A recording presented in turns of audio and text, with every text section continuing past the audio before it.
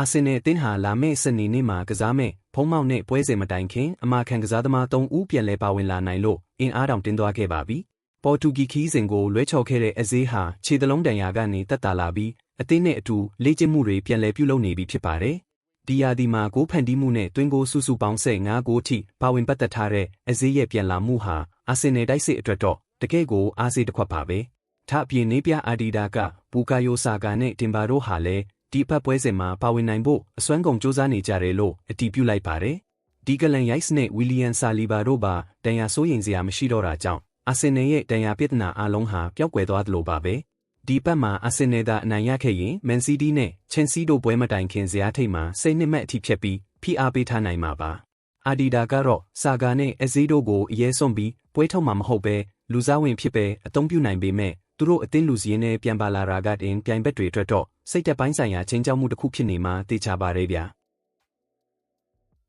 အာဆင်နယ်အသင်းဟာသူတို့ရဲ့အကယ်ဒမီထွက်လူငယ်ကျယ်ပွင့်လေးတွေဖြစ်တဲ့အီတန်ဝါနေယီနဲ့လူဝစ်စကယ်လီတို့ကိုထိုက်တဲ့ပမာဏနဲ့ကလန်းလာခဲ့ရင်ရောင်းထုတ်ဖို့စဉ်းစားနေတယ်လို့သတင်းတွေထွက်ပေါ်နေပါတယ်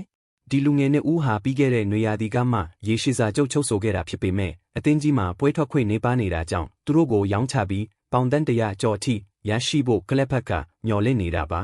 အကယ်ဒမီထွက်ကစားသမားတွေကိုရောင်းချခြင်းဟာဗနာရေးစည်းမျဉ်းတွေအရအမျက်အဆုံးသက်သက်အဖြစ်မှတ်တမ်းတင်နိုင်တာကြောင့်အသင်းရဲ့ငွေစည်းရင်းဌာနအတွက်အလွန်အရေးကြီးနေပါတယ်ထာတင်မကသေးပဲအသင်းရဲ့အဓိကကစားသမားတွေဖြစ်တဲ့ဂျေဇူးဗန်မိုက်နဲ့မာတင်နယ်လီတို့ကိုလည်းကလန်းမှုကောင်းရင်ရောင်းထုတ်ဖို့အစဉ်သင့်ရှိနေတယ်လို့သတင်းတွေကဆိုပါတယ်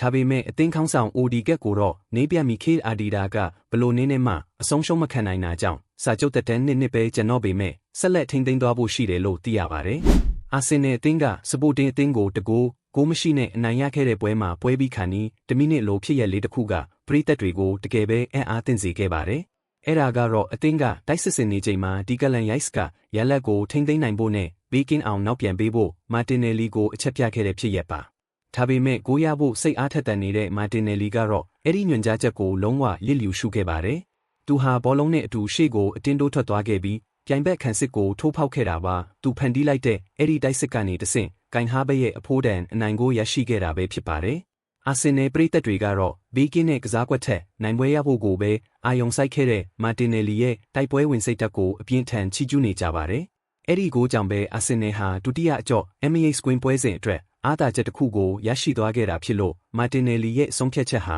တကယ်ကိုမှန်ကန်ခဲ့တယ်လို့ဆိုရမှာပါပဲဗျာ